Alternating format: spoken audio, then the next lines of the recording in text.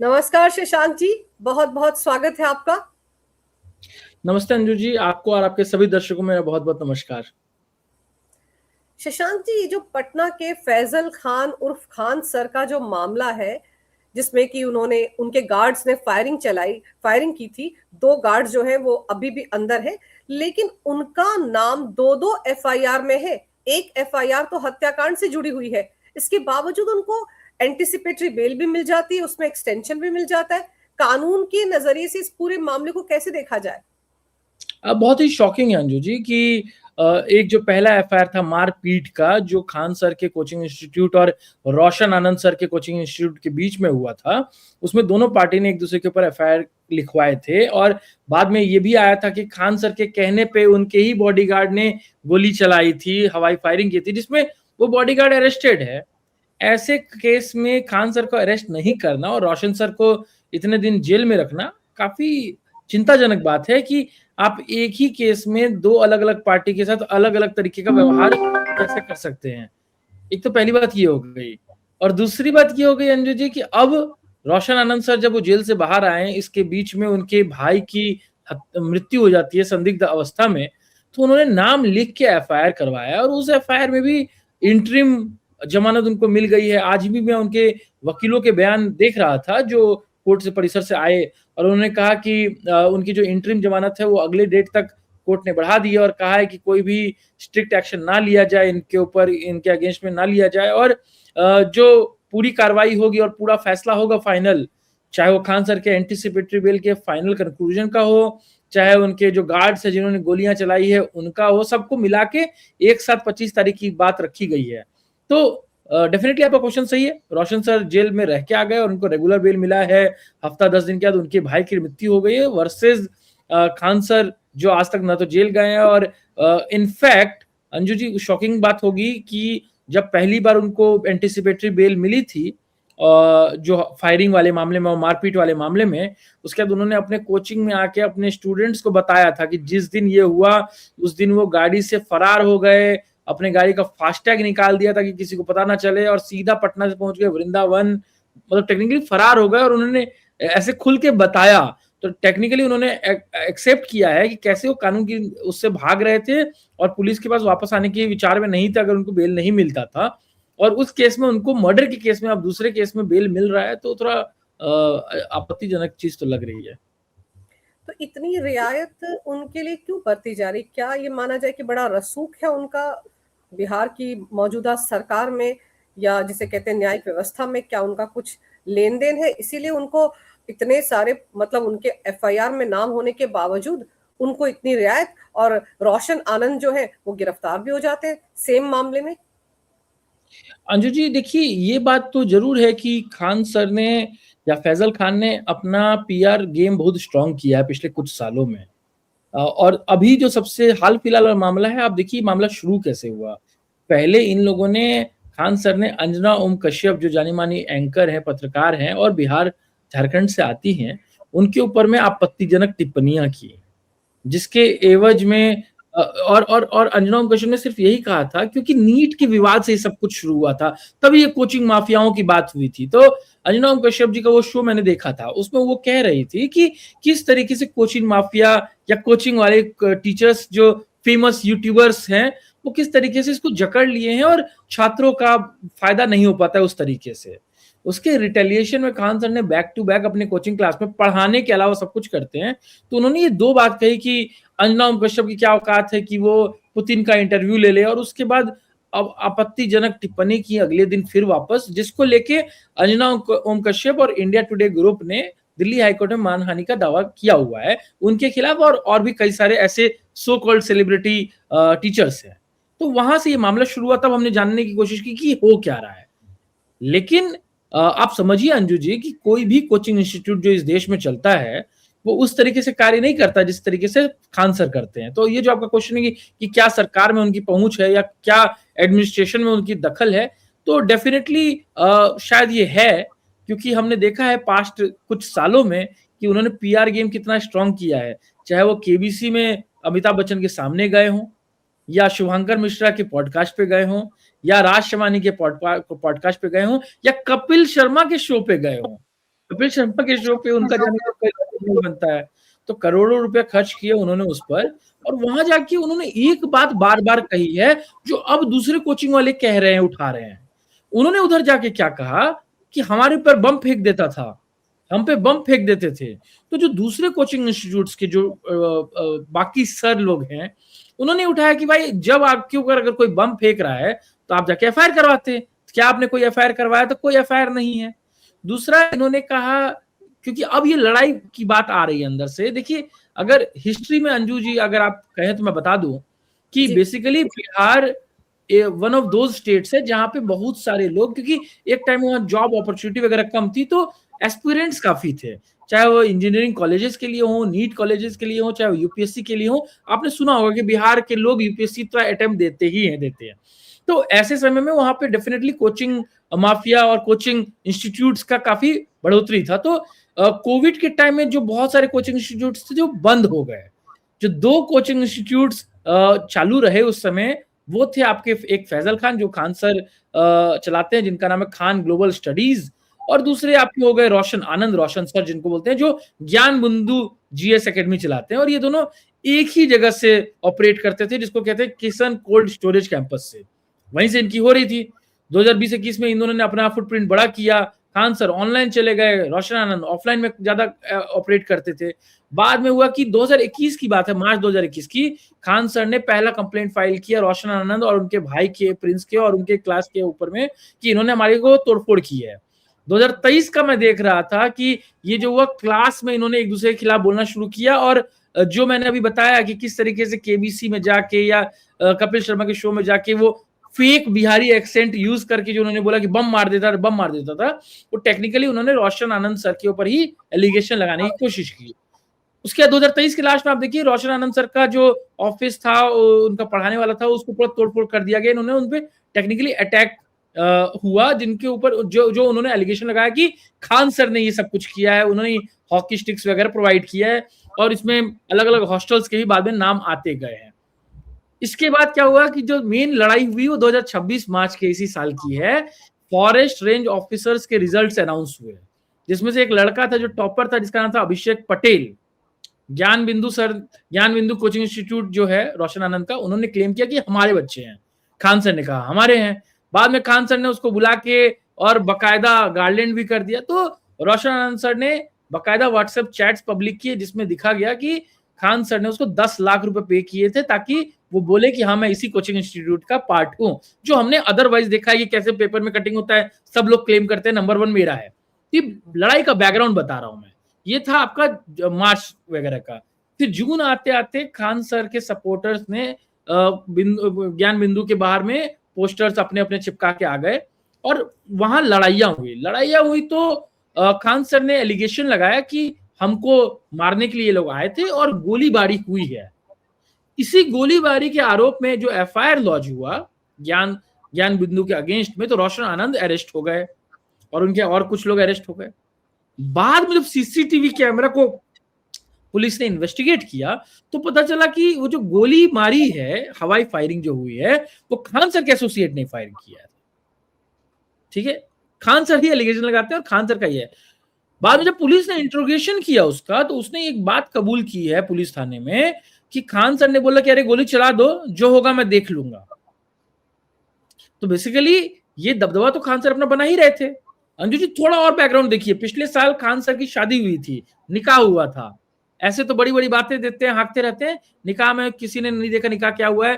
फिर उन्होंने 3 उसके लिए रिसेप्शन कर दिया। क्यों? क्योंकि अपना पॉलिटिकल माइलेज दिखाना चाहते थे।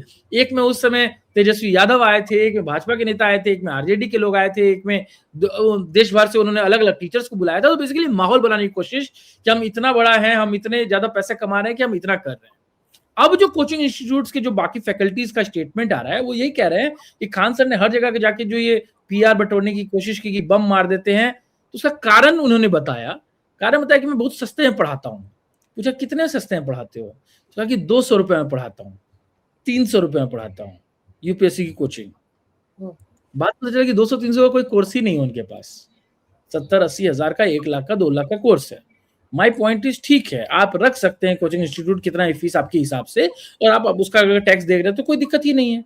लेकिन फेक पीआर करके दूसरे टीचर्स को ऐसे अटैक करके जो इन्होंने एक अपना खान एकेडमी स्टार्ट किया है, मुझे लगता है अब उसकी नींव हिल रही है।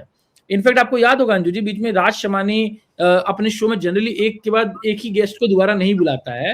राज शमानी ने इनको दोबारा अपने गेस्ट लिस्ट में बुलाया क्योंकि इन्होंने अनाउंस किया कि हम फ्री में हॉस्पिटल खोल रहे हैं, फ्री में लोगों का चिकित्सा होगा, फ्री में लोगों का एमआरआई होगा, फ्री में लोगों का और 10 चीजें दे दी या एकदम मिनिमल रेट। उसके पैसे कहाँ से आए अंजू जी? यहीं से आए। जब सारे कोचिंग इंस्टीट्यूट्स जो इस देश में चलते हैं वो अच्छे फैकल्टीज पे पैसा खर्च करते हैं, खान सर ने क्या किया कि वो पैसे पीआर पे खर्च करना शुरू किया और एक वो सपना दिखाया, लालच दिया कि भाई तुम बिना पैसे के भी पढ़ सकते हो, कम पैसों के भी पढ़ सकते हो। देखिए अंजू जी, यही लालच और यही स्कैम और यही गलत सपना बायजूस ने भी दिखाया था और आज करोड़ों पैसे लेके वो भागा हुआ है। तो खान सर भी कल को भाग जाए कोई बड़ी बात नहीं होगी, क्योंकि अब लोगों का सब्र टूट रहा है। मैंने इनफैक्ट एक पटना के कोई सर हैं जिन्होंने वो स्क्रीनशॉट रिलीज किया है कि एक स्टूडेंट है जिसने 80,000 रुपए दे दिए थे माँ के जेवर गिरवी रख के और फिर अब वो नहीं पढ़ पा रहा है तो बोला कि पैसा वापस कर दो, उसका रिप्लाई तक नहीं कर रहे हैं ये लोग। जैसे आप बता रहे हैं ना, तो उससे तो ये लगता है कि ये पढ़ाने वाले इंस्टीट्यूट का माफिया टाइप बन गए। तो क्या ये जो खान सर हैं, जब इतना बड़ा रुतबा है, हॉस्पिटल बना रहे हैं और मुफ्त में बच्चों को पढ़ा रहे हैं, 200-300 रुपए में पढ़ाने का दावा कर रहे हैं, 10 लाख देकर किसी भी स्टूडेंट को अपना बना लेते हैं, पीआर स्ट्रॉन्ग कर रहे हैं, 3-3 रिसेप्शंस कर डालते हैं, तो पैसा कहाँ से आ रहा है? क्या आपको लगता है सच में पढ़ाई से इतना पैसा आ रहा है या फिर इनका भी कनेक्शन कहीं बाहर से है? अंजू जी देखिए, अंजना ओम कश्यप ने ऐसी तो कोई बात नहीं की थी, ना ही उन्होंने नाम लिया था किसी का। उन्होंने कहा था कि सबकी अपनी जिम्मेदारियां होती है और उसको उस तरीके से कार्य करना चाहिए। लेकिन जिस तरीके से ट्रिगर हुए हैं खान सर उसके बाद, और अब जिस तरीके से रोशन आनंद के भाई की मृत्यु हो जाती है जब वो जेल में है, संदिग्ध परिस्थिति में, मृत्यु कहाँ हुई? नेपाल में। नेपाल बिहार के बॉर्डर पे है, सबको पता है ये बात। तो जिस तरह से मृत्यु हुई और नाम लेके कहा गया है, ये तो डेफिनेटली आपका क्वेश्चन है कि बाहर का एंगल हो सकता है। देखिए, ऐसा पहली बार नहीं हुआ कि खान सर पे इस तरीके के आरोप लगे हैं। 1-2 साल पहले की बात है, जब प्रोटेस्ट हो रहा था बिहार में काफी ज्यादा, तो पता चला था कि खान सर ने मोबिलाइज किया था सारे स्टूडेंट्स को कि हम बोलेंगे तो स्ट्राइक कर दो, हम बोलेंगे तो अटैक कर दो। ये भी बात उस समय चल रही थी एलिजेडली। तो बाद में जब हुआ तो फिर खान सर का स्टेटमेंट आने लगा कि कोई कुछ मत करो, पीसफुल रखो, पीसफुल रहो, और अब दोबारा हो गया है। तो ये अलग अलग कोचिंग, देखिए जो दोनों कोचिंग इंस्टीट्यूट्स हैं, इन्होंने बाकी कोचिंग इंस्टीट्यूट्स को खत्म करके आज अपनी जगह बनाई है और अब लड़ाई हो रही है आपस में रैंक 1 पे। एक ही कोचिंग इंस्टीट्यूट से जो दूसरा है रोशन आनंद वाला जो कोचिंग इंस्टीट्यूट है, वो जाना जाता है बिहार में कि वो पुलिस में कितनी भर्तियां करा पाएगा। उसको दरोगा बोला जाता है, दरोगा वहां से इतने लोग निकल जाते हैं। तो खान सर को क्योंकि अब देखिए धीरे धीरे बढ़ाना था। आपसे अगर अंजू जी कोई पूछे कि खान सर क्या पढ़ाते हैं, आप नहीं बता पाइएगा। कोई भी जो टीचर होता है ना, मैंने तो उनका बस, मुझे जहां तक याद है, एक रिसेप्शन में उनकी पत्नी को नकाब पहने हुए देखा था, बस ऐसा उनका रिसेप्शन का एक फोटो देखा था, तब मुझे पता चला ये कोई खान सर है। और एक बार कपिल शर्मा के शो में देखा, उससे ज्यादा मुझे नहीं पता उनके बारे में। लेकिन ये जो वर्चस्व की लड़ाई है तो बड़ी घातक है ना। और फिर आप अपनी फरारी के बारे में स्टूडेंट्स को बता रहे हैं, जिनमें आप दावा करते हैं कि कल को बहुत सारे यूपीएससी के भी बनेंगे।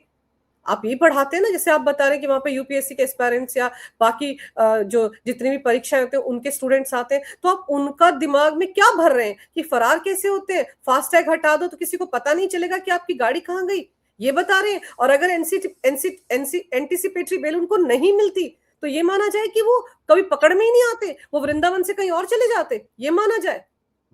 बिल्कुल अंजू जी, यही माना जाए। और ये देखिए, जब ज्यादा पैसा हो जाता है तो अधजल गगरी छलकत जाए, हमारी तरफ बोला जाता है। इनके साथ यही है। आप कोई भी इंस्टीट्यूट, कोचिंग इंस्टीट्यूट इस देश का पकड़ लीजिए अंजू जी, अगर आप बोलिए एलन कोचिंग इंस्टीट्यूट, आपको पता हो कि वहां मेडिकल की तैयारी करने के लिए लोग जाते हैं, काफी सारे फैकल्टी को जो पढ़ाते होंगे। बंसल ऐसे ही इंजीनियरिंग के लिए फेमस है। फिजिक्स वाला फिजिक्स के टीचर से फेमस हुआ। अभिषेक मैथ्यू मैथ्स पढ़ाते हैं तो मैथ्स के लिए फेमस है। आप एग्री और डिसएग्री कर सकते हैं, आप बोल सकते हैं अच्छा नहीं पढ़ाता और ये ज्यादा अच्छा पढ़ाता है, ठीक है। खान सर में आप बोल ही नहीं सकते क्या पढ़ाते हैं। इनकी पढ़ाई के क्लासेस के वीडियो जब कभी वायरल होते हैं तो आपको पता चल जाएगा कितना खोखला है इनका पढ़ाने वाला स्टाइल भी। इनफैक्ट इनके कोचिंग से आज तक कितने यूपीएससी निकले हैं किसी को नहीं पता है। कि कोई निकला ही नहीं है। इनफैक्ट ये जब ये अपना पीआर के लिए जो इधर-उधर घूम रहे थे, चाहे वो केबीसी गए हों, कपिल शर्मा के शो गए हों या अलग-अलग पॉडकास्ट पे गए हों, तो ये जिस तरीके से हिस्ट्री को प्रेज़ेंट कर रहे थे वहाँ पे कि नेहरू ऐसा कर दिया, सरदार पटेल ऐसा कर दिया, एकदम जान के कोशिश, ये बिहार के हैं नहीं, हैं यूपी के, लेकिन बिहार के स्टूडेंट्स को क्योंकि ये कैटर करते हैं, तो उस तरीके का फर्जी एक्सेंट करके और एकदम अंट संट पढ़ा के और ये जो कोशिश कर रहे हैं, और अब जो ये बात कर रहे हैं कि किस तरीके से पुलिस एफआईआर उन पे भाग जाना चाहिए, भागने के लिए क्या प्रयोग करना चाहिए, कह रहे हैं ये इन्होंने सिर्फ इतना नहीं बताया कि इन्होंने फास्टैग हटा दिया। अंजू जी, आपको पता होगा अगर फास्टैग हट जाए, अगर आपकी गाड़ी में फास्टैग ना हो, तो टोल में आपको डबल पैसा देना पड़ता है। अगर 200 का टोल है तो आपको 400 देना पड़ेगा, क्योंकि वो नियम इसलिए बनाया गया ताकि समय का बर्बादी वहां ना हो। इन्होंने कहा मैंने फास्टैग हटा दिया, जब वहां से मेरे को मांगा गया तो बोला डबल पैसा, तो हमने कहा कह रहे डबल पैसा दो, लेकिन हमको यहां से निकालने दो। तो बेसिकली आप पुलिस की गिरफ्त से, कानून की गिरफ्त से भाग रहे थे, और इन्होंने ये सारे दाव पेच इसीलिए किए हैं क्योंकि इनको अपना कोचिंग इंस्टीट्यूट बड़ा करना था। But my point is very simple, Anju ji, Bihar का कोई व्यक्ति हो या भारत देश में कहीं और का भी व्यक्ति हो, किसी के सपने को बेच के आपको अपने तिजोरी भरने का हक नहीं है, स्पेशली जब आपके जो सपने आप जो दे रहे हैं वो हवा हवाई बातें पे हो। खान सर किस कॉलेज से खुद पढ़े हुए हैं, खान सर का अपना ज्ञान कितना है, खान सर हिस्ट्री या ज्योग्राफी कितना समझ रखते हैं, फिजिक्स और केमिस्ट्री के बारे में क्या उनकी नॉलेज है, मुझे नहीं लगता उनके बात से मुझे लगता है कि ये कुछ खास कर पाएंगे। लेकिन यही है कि भोली भाली जनता है, और ये जो 200-300 रुपए का कोचिंग इंस्टीट्यूट बोल रहे हैं, ऐसा कोई क्लास है ही नहीं। ये बाकी लोगों ने, बाकी फैकल्टीज, बाकी टीचर्स ने जो अलग अलग कोचिंग चलाते हैं, उन्होंने अब क्लियर किया अपने अपने अलग अलग वीडियोज में। तो मेरा मानना है कि ये सब झूठ है, और बिहार सरकार को ये करना चाहिए डेफिनेटली इस पूरे विवाद के बाद कि कोचिंग इंस्टीट्यूट्स को इनको अपने कंट्रोल में लाना चाहिए।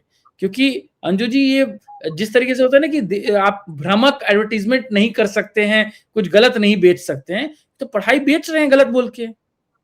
कोई इंजीनियर अगर इंजीनियरिंग कोचिंग दे तो समझ में आए, कोई डॉक्टर अगर डॉक्टरी कोचिंग दे तो समझ में आए, कोई यूपीएससी निकाला हुआ आदमी अगर यूपीएससी कोचिंग दे तो समझ में आए, लेकिन जो व्यक्ति कुछ भी नहीं किया हो इनमें से, वो ऐसा कोचिंग खोल के बैठ जाए, वो तो बड़ा वियर्ड लग रहा है मुझे।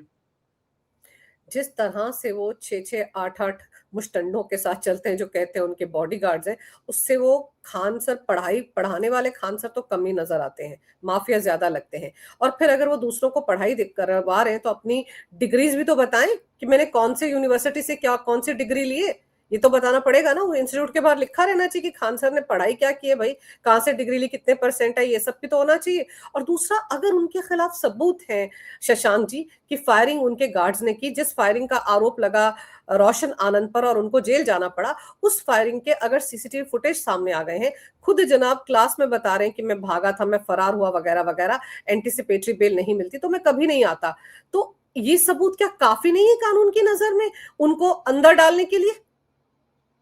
नहीं, बिल्कुल मुझे लगता है कि ये जो इन्होंने कल्ट इमेज अपने आसपास क्रिएट की है ना, ये टूटना चाहिए डेफिनेटली। अगर ऐसा कोई व्यक्ति जो पुलिस के उससे भाग रहा हो, खुद एडमिट कर रहा हो, तो मुझे लगता है कि पुलिस की जिम्मेदारी है या राज्य सरकार की जिम्मेदारी है कि ये चीज वो कोर्ट में जाके प्रेजेंट करें।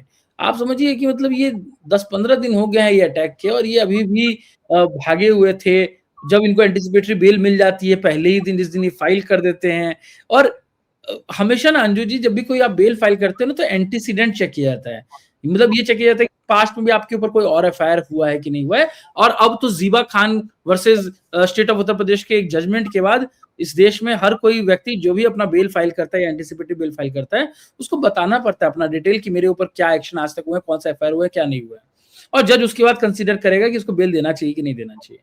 जब ऐसा केस है कि एक व्यक्ति खुद दूसरे केस में है, ये मर्डर का जैसा संगीन मामला है, अच्छा उसके बाद ये खुद अपने वीडियो में ये एडमिट कर रहा है कि मैं फरार हो गया था, और बोल रहा है, ये वर्ड यूज कर रहा है, तो ऐसे केस में मुझे नहीं लगता कि उनको बेल मिलनी चाहिए थी।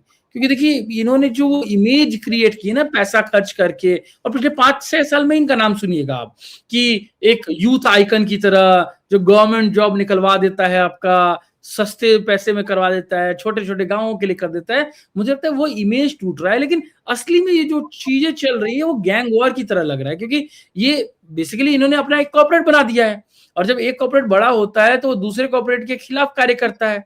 इन्होंने वही कोशिश की है ज्ञान बिंदु के खिलाफ, जो कि ज्ञान बिंदु का अपना कोचिंग चल रहा था, उसके खिलाफ ये काम कर रहे हैं। तो ये लड़ाई उसी बात की है। और इस पूरी लड़ाई में देखिए, मैं तो ना ज्ञान बिंदु को जानता हूँ, ना खान सर को, ना आप जानती हैं इन दोनों में से किसी को। हम तो निष्पक्ष होकर ही देख रहे हैं। लेकिन जब आप ये देखिएगा कि दो कोचिंग में से एक आदमी जेल चला जाए और दूसरा आदमी ना जाए, एक आदमी चौड़े में आके अपने फेक पीआर की वजह से अपने आप को भगवान की तरह घोषित करवा दे, और दूसरा आदमी के भाई की मृत्यु हो जाए ऐसे हाल में, तो मुझे लगता है कि बड़ा वियर्ड चीज है। और ये स्पॉइल कर रहा है एक्चुअली दूसरे लोगों को। मैं इनफैक्ट एक स्टेटमेंट देख रहा था कि खान सर के मैनेजमेंट टीम का एक व्यक्ति है, नाम था उसका राहुल कुशवाहा। वो बोलता है कि जब सुबह क्लास खत्म हो जाती है तो खान सर बैठ के सबके पब्लिक ग्रीवेंसेस सुनते हैं। वो एक व्यक्ति हैं जो सारी तरीके काम करते हैं, और बाकी लोग इनका नाम खराब करने की कोशिश कर रहे हैं। मतलब डायरेक्टली उन्होंने नाम लेने की कोशिश की है। तो मेरा मानना है कि अब जब पुलिस इसमें आ गई है तो पुलिस को डेफिनेटली कार्य करना चाहिए। क्योंकि आप समझिए अंजू जी, जो मैं बार बार कह रहा हूँ, 2015-16 के आसपास तक भी खान सर का आपने नाम नहीं सुना होगा, क्योंकि नाम था ही नहीं। ये तो इन्होंने यूट्यूब स्टार्ट किया, पीआर में खर्च किया, अलग टाइप से बोलने की कोशिश की, हर चीज में अपने विचार रखने शुरू किए, और उसको पैसा पे कर करके बढ़ाने की कोशिश की, तब ये फेमस हुए। फेमस कैसे हुए? क्योंकि इनके जो जवाब, जो बोलने का तरीका था ना, तो नॉर्मल, जैसे आप किसी को, जैसे आप जा रहे होंगे और ट्रेन में बैठे हुए हैं और आपने किसी से शेयर कर दिया तो उनको अच्छे लग जाएंगे। जैसे कि मुझे एक याद आ रहा है कि इन्होंने कश्मीर का प्रॉब्लम सॉल्व करने के लिए कहा कि हमको चाइना वाला करना चाहिए, हमको स्टोन पेल्टर के साथ ये करना चाहिए। एक में उन्होंने पाकिस्तान को कुत्ता से कंपेयर कर दिया था, तो बड़ा अच्छा लगा सुन के कि अरे वाह, ये तो नेशनलिस्ट है, इस तरीके की बातें तो अच्छी लग रही हैं। लेकिन इनका पॉइंट ये है कि इनको खुद हिस्ट्री, ज्योग्राफी कुछ नहीं पता है, कुछ भी नहीं पता है। और ये इस तरीके के कार्य बार बार जान के इसलिए करते हैं क्योंकि उसी से इनका नाम चल रहा है। अभी ये जो करंट इश्यू जो हुआ है, वो जो मैं बता रहा था आपको, पुलिस रिक्रूटमेंट का, टोटल 19,800 रिक्रूटमेंट थी। खान सर ने क्लेम कर दिया 12,000 मेरे वाले हैं, और रोशन सर ने क्लेम कर दिया 10,000 उनके हैं। अब देखिए, असली फिगर तो हमको दोनों का नहीं पता। लेकिन जब टॉपर का क्लेम की इन्होंने किया तो रोशन सर ने चैट निकाल दिया कि 10 लाख रुपया दिया ये बोलने के लिए कि टॉपर यहां से है। इसका मतलब, और उसके बाद आपने पोस्टर चिपकवा दिया अपने। तो इसका मतलब है कि आपका जो ये जो कल्ट इमेज है वो धूमिल हुआ है, तो इसलिए आपने इस तरीके का, और फिर वायलेंस का रास्ता लेना और एफआईआर करवा देना, जेल भेजवा देना। उनको लगा कि भाई सामने वाले तो जेल चले जाएंगे, चुपचाप कुछ नहीं करेंगे, लेकिन वैसा हुआ नहीं। फिर अब भाई की मृत्यु हो गई, तो मुझे लगता है कि ये काफी काफी निराशाजनक है, स्पेशली उन स्टूडेंट्स के लिए जो इनके कोचिंग में जाते हैं और इस तरीके का वो काम करते हैं। बिल्कुल, एक तो एक गैंग वॉर की तरह लग रहा है, ये एजुकेशन माफिया की तरह लग रहा है। और अगर अंजना ने अपने प्रोग्राम में ये कह दिया था कि नीट की परीक्षा के जैसे पेपर लीक हुए, तो हमने ये देखा तो है कि पिछले दिनों बहुत सारे इंस्टीट्यूट, ऐसी कोचिंग इंस्टीट्यूट, वो कितने सारे पेपर लीक के मामलों में इन्वॉल्व रहे हैं राजस्थान के। तो गलत पॉइंट तो नहीं था ना ये? क्योंकि जब आप ये दावा करते हैं कि हमारे यहाँ से इतने स्टूडेंट निकल गए, आप बड़े बड़े पोस्टर लगवा लेते हैं, तो आपकी सांठगांठ पता नहीं कहां कहां तक हो सकती है। ये भी तो हकीकत है ना। अगर आप अपना पीआर स्ट्रांग कर रहे हैं, पैसे दे देकर अपने वीडियो लगवा रहे हैं, प्रोग्राम्स में जा रहे हैं, बड़े बड़े पॉडकास्ट कर रहे हैं जहां पैसे लिए जाते हैं, लाखों पैसे लेते हैं, जिन पॉडकास्टर्स के आपने नाम लिए, वहां पर पैसे देकर अपने इंटरव्यू करवाए जाते हैं, और वहां पर जाकर आप इस तरह की बातें कर रहे हैं, और फिर आप ये 10-10 लाख रुपए देकर खरीद रहे हैं उन लोगों को जो पास कर गए वो परीक्षा। तो इसका मतलब तो साफ हुआ ना कि पता नहीं आपकी सांठगांठ कहां तक है, देश के अंदर कहां तक है, देश के बाहर कहां तक है, और आप पता नहीं किसके प्यादे बनकर यहाँ आए। मुझे खान सर के बहुत सारे वीडियो अब याद आ रहे हैं जिनमें वो कई बार देश की सीमाओं को लेकर गलत बयानी करते हैं और बहुत गलत सलत मैप भी दिखाते हैं। इनफैक्ट अंजू जी, इनके वीडियोस फेमस क्यों होते हैं? क्योंकि अपने वीडियो को ना उस तरीके से देखिए, ये तो मेरे को जहां तक समझ में आया इनकी क्लासेस का, जो भी मैंने वीडियो देखा है या जो मैंने बाकी लोगों के वक्तव्य सुने हैं, कि ये कोई किताब से नहीं पढ़ाते, ये रैंडमली आउट ऑफ बुक पढ़ाते हैं, क्योंकि इनका नॉलेज वैसे ही। और ये वीडियो को शुरू कैसे करते हैं? जैसे मेरे को याद है एक वीडियो में ये कहते हैं कि अगर आप राष्ट्रवादी हैं तो इस वीडियो को एंड तक देखना, कोई पाकिस्तानी या चाइनीज इस वीडियो को ना देखे। मतलब ये ऐसा क्यों बोल रहे हैं? ताकि प्रोवोकेट। जैसे एक महीने उन्होंने कहा कि पाकिस्तान के लोग यहाँ के लोगों को, पूर्वी पाकिस्तान के लोगों को पसंद नहीं करते थे, बोलते थे तुम गधे हो, किसी काम लायक नहीं हो, काले हो। मतलब ये इस तरीके की चीजें ये जान के बोलते हैं ताकि आप ना, मतलब थोड़ा इंटरव्यू के आगे बैठ के देखिए। तो मेरा मानना है कि और उसके बाद आपको याद होगा अंजू जी 1-2 साल पे रक्षाबंधन के दिन हज़ारों लड़कियों को इन्होंने कोचिंग से बुला लिया और सबसे जाके इन्होंने राखी बनवा ली। इतना बड़ा रिसेप्शन ही इन्होंने 3 दिन इसलिए दिया, स्टूडेंट्स को फ्री कर दिया कि स्टूडेंट्स को फ्री में खाना खिला के और कोशिश करें कि भाई देखो हम इतने बड़े हैं कि हम ये कर सकते हैं, 3-3 दिन हम रिसेप्शन रख रहे हैं, तुम हमारे पास आओ। तो उस तरीके का इमेज कोशिश करने की कोशिश की गई है कि हम गरीबों के लिए हैं, गरीबों के लिए हम काम करते हैं, बट आई डोंट थिंक ये उस तरीके का एक्चुअली है। और देखिए आज से कुछ समय पहले तक आपको इनका नाम भी नहीं पता होगा ठीक से। फैजल खान तो अब नाम आ रहा है इनका, आपको पता नहीं होगा क्योंकि हर किसी को सबका पता होता है। और सबसे अजीब बात तो ये है कि इन दोनों के स्टूडेंट्स, रोशन आनंद के स्टूडेंट और ये खान सर के स्टूडेंट आपस में भिड़े हुए हैं। आप सोशल मीडिया से लेकर टीवी चैनल्स पर देखिए, दोनों एक दूसरे की पैरवी करते आ रहे हैं। भाई तुम पढ़ने के लिए आए हो, पढ़ाई करो ना, इन दोनों माफिया के चक्कर में क्यों पढ़ रहे हो? हाँ नहीं सही बात है। इनफैक्ट देखिए अब तो ये बड़ा मैटर हो गया इसलिए अब ये बात हो रही है।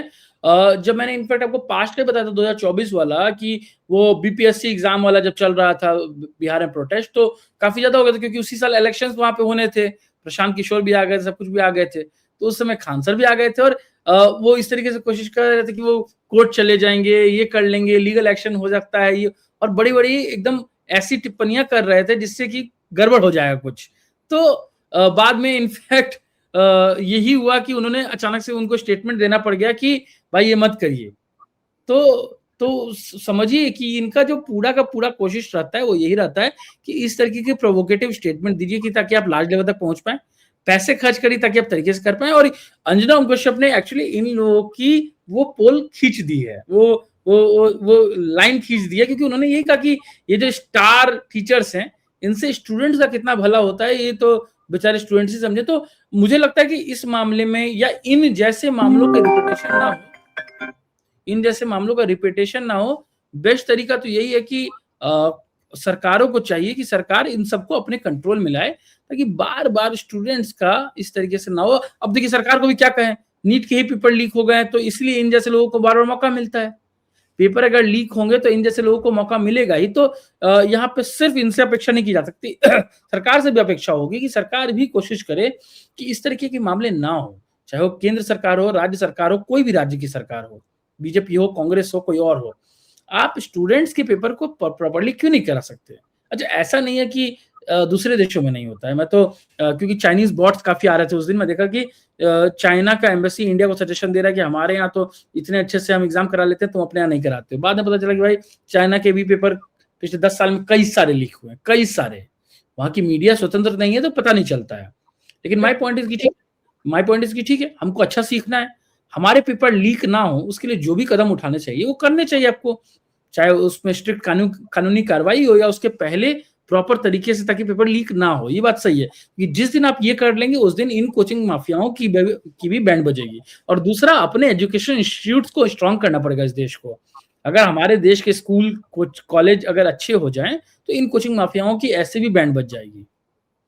बिल्कुल सही कह रहे हैं। अब जब दूसरी बार नीट की परीक्षा हो रही तो बहुत सारे बंदोबस्त किए गए हैं, बहुत एयरफोर्स को इन्वॉल्व किया गया है, बल्कि मॉक ड्रिल भी हो रहा था उसके लिए एक दिन पहले, कल टेस्ट है। तो ये सारे प्रिकॉशंस तो उठाए जा रहे हैं, लेकिन इस पूरे मामले का आपको क्या लगता है, क्या अभी भी ये बिंदास होकर घूमते रहेंगे खान सर उर्फ फैजल खान, या इन पर कोई कानूनी शिकंजा कसेगा या नहीं? क्योंकि इसकी जिम्मेदारी तो बिहार सरकार की है ना। देखिए अंजू जी 25 तारीख को तो फैसला आ जाएगा कोर्ट का, तब तक पुलिस की डायरी भी आज सबमिट हुई है, तब तक डिटेल रिपोर्ट आ जाएगा। अगर इन्वेस्टिगेशन की जरूरत होगी तो डेफिनेटली उनको अरेस्ट किया जाना चाहिए। मेरा मानना है कि अगर ये हवाई फायरिंग हुई है जिसमें स्टेटमेंट आ गया है और उनके कहने पे हुआ तो उसमें तो कार्रवाई आगे होगी। और अब रोशन सर के भाई की मृत्यु हो जाती है संदिग्ध अवस्था में जब वो जेल में है, तो अगर खान सर का थोड़ा सा भी इसमें रोल है तो डेफिनेटली उनको अरेस्ट किया जाना चाहिए, उनके कोचिंग पे लगाम लगानी चाहिए। क्योंकि सिर्फ पैसे के दम पे आप इस तरीके का पीआर इमेज क्रिएट करके और लॉ एंड ऑर्डर को अपने हाथ में लेके नहीं कर सकते कि आप किसी को मरवा दें, किसी को गोली चलवा दें। ये जंगल राज तो नहीं चल रहा है। और डेफिनेटली जैसा आपने कहा बिहार सरकार को, तो बिहार सरकार को अपनी इमेज की चिंता होनी चाहिए। जिस लालू के जंगल राज से आज वो हट के नीतीश के राज में और अब सम्राट चौधरी के अंदर भाजपा की सरकार वहां है, तो उनसे ये अपेक्षा की जाएगी कि आप बिहार को अच्छा एक राज्य दे पाएँ, अच्छी सरकार दे पाएँ और अच्छे से उसका इमेज मेंटेन कर पाएँ।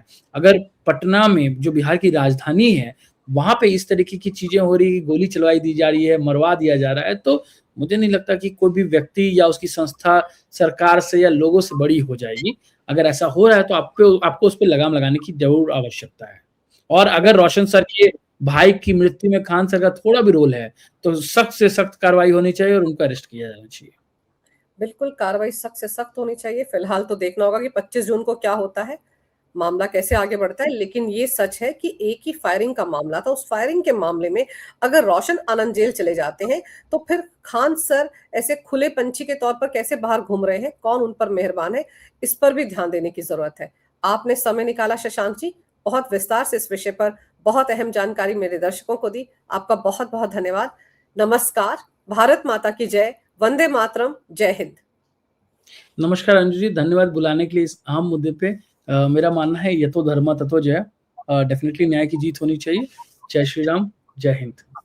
जय श्री राम, जय हिंद।